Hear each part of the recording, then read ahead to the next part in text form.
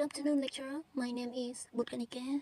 My major is International Relations, and today I'm very happy to be here to read about chapter 2 that is about culture and identity. So in this unit, it will talk about different aspects of culture and society. The second is politely disagree with people's opinion. The third is express feelings and opinion more emphatically. Number 4 is talk about useful objects in the home. And number 5, discuss your own personal national identities. And about grammar, we will study about emphatic structures. About vocabulary, we will focus on 3 things about society and culture, household objects, and the last is expression with things. About reading, we will read 2 articles about foreign objects, national and individual identity. And about listening, we will listen about society and culture in different countries and listen to the feelings about the British cultures. So I will go so far to the developing conversations, disagreeing. We use several different expressions to disagree. We usually then explain why we have a different opinion. Like letter A, it is a very male-dominated society, isn't it? Letter B, I don't know about that. It might have that regulation, but that wasn't really my experience of the place. And about grammar, it's about emphatic structures. To empathize the feeling or opinion, we often use these structures. So this structure, it shows we don't share someone's opinion and that we have different opinion. We can use this structure. Like letter A, do they really try as badly as the stereotypes has it? Letter B, to be honest, it wasn't that really bothered me. It was more just the total lack of any decent public and transports. So we can move to reading. About reading, we will read about foreign objects. In our globalized world, we can often take it for granted that the things that surround us are universal, sensible, or normal. So when we trade or live abroad and discover new objects or the abundance of things we are familiar with it can surprising. We might react with bemusement or disgust, but at such time we should be in mind that visitors traveling to our country would no doubt have the same experience, and that what we see as extraordinary or ridiculous today, we might adopt as our own tomorrow. Take an English artist's great comments on seeing a bread instrument in 7th century Italy. Why should a person need a fork when God has given them hands? And about reading, one more is the native speaking in English, take a granted. If you take something or someone or for granted, you assume it will never change and you don't value it as you should. We often take it for granted that it's universal. We take running water for granted and often waste it. I don't take anything for granted. My boss will realize he took me for granted when I leave. Yes. So go so far, we will read more about language partners. So I will read in her. She is from South Korea. I got used to many old things I found in British. But one thing I still struggle to understand is why so many places still use separate hot and cold taps at the sink rather than a mixer tap.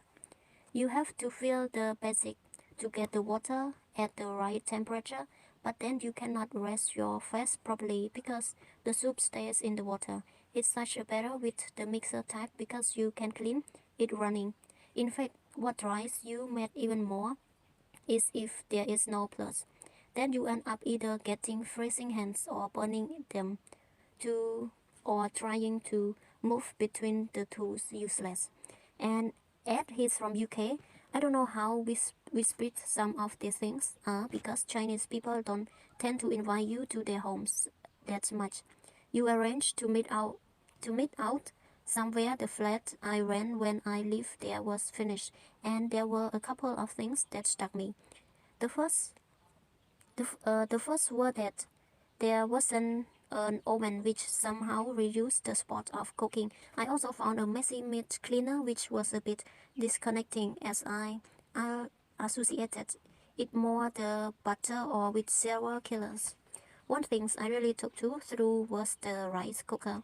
I should haven't bought one back. And about bots, he's from Canada.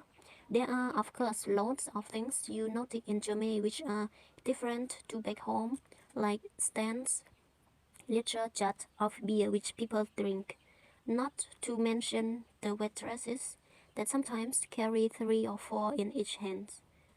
Those women has waists and forearms of iron. However, the things which always comes up sooner or later in conversation with foreigners in Germany, toilets. Unlike our traditional toilet with slip sides down to the bottom, most German toilets have a shell, so that you can check everything is as it should be.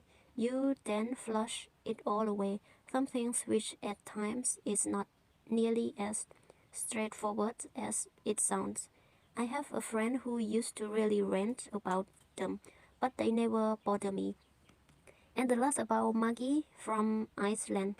I was staying with a friend, Shelley, and she had the things. It was like a tall mug, but without a handle and made out of horn. It also has this metal stay. It was lovely. She told me she would pick it up when living in Uruguay. You brought this tea called Matt in it and then drink it together. She falling in love with the things and has taken to using it quite a lot. But she didn't persuade me to have much through it is a weird test.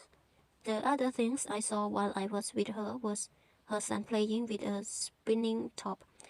It really took me back. At school, there were a math crate for them. It only takes about 6 months, but we went all really into it. So after reading, we can express our vocabulary with the things. So in the listening, the speaker said, it is all big things and it is a personal things. There are many expressions with the word things in English. So the last one, reading and speaking, I will go through to the letter B, work in your own speed, a few minutes, separate for the activities, then present for lists into the group and explain them. Your partner should comment or ask questions to find out more. So there are 4 lists. The first is the notic of unify national culture, which all those who inhabit, particularly land share, participate in is a comforting one, especially in time of global uncertainty. It is, however, something of a must. The individual cultural identity of the soul living in many given society will vary so widely as to make the extracting of common feature very different indeed. Furthermore, identity is not shaped, it emerges through our interactions with others, and in as incredibly global would be driven by common such interactions and becoming even more complex and multi-layers. Through our relationship with others, we grow into the many strict rules we play in life. Each rule may well be negotiated separately from the others and may involve interactions only with those affected by the rule in question: a wife, a ballad lover, a West British, a Germanians, black, and a makings manager without any contributions. When does all this leave national identity? Historical Eric Hofstad has argued that nations so-called traditional are not based in historical fact, but rather are propagated through certain kind of education, public summaries and moments for the purpose of the writing elite. Perhaps the final word through should go to Williams, Ralph Quint, Paris, and Cambridge professor who claimed that a nation is a society that knowledges common decisions about the ancestry and shares the common hatred for its neighbors. So that's it for my reading from chapter 2, and thank you lecturer. Wish you have a nice day. Goodbye.